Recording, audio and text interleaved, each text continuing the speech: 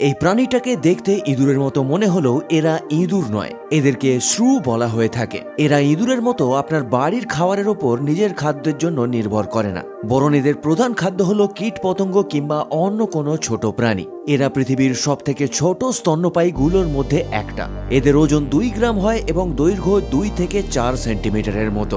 তবে এদের সবথেকে অদ্ভুত বৈশিষ্ট্য হলো যেভাবে এরা এক জায়গা থেকে অন্য জায়গায় একটা ফ্যামিলির মতো ট্রাভেল করে। যেহেতু শ্রু এর বাচ্চাগুলোর চোখের দৃষ্টি খুব একটা ভালো হয় না, তাই তারা তাদের মাকে একটা ট্রেনের লাইনের মতো ফলো করে। পিছনের শ্রুটা সামনে শ্রু এর লেজ কামড়ে রাখে, এতে তারা একে অপরের সঙ্গে কানেক্টেড থাকতে পারে এবং কেউ হারিয়ে যায় না মাঝ রাস্তায়। ইঁদুরের মতো এরা বাড়ির খুব একটা ক্ষতি করে না, বরং একে একটা উপকারী প্রাণী হিসেবেই মনে করা হয়। তবে এদের লালার মধ্যে হালকা একটা বিষ থাকে, যা এদের কীট পতঙ্গ শিকার করতে সাহায্য করে। বাড়িতে যদি আপনি এই প্রাণীটাকে দেখেন, তবে তাড়িয়ে দেওয়ার বা মেরে ফেলার কোনো দরকার নেই, কারণ কীট পতঙ্গ খেয়ে এটা আপনার বাড়িকে পরিষ্কার রাখতে সাহায্য করে।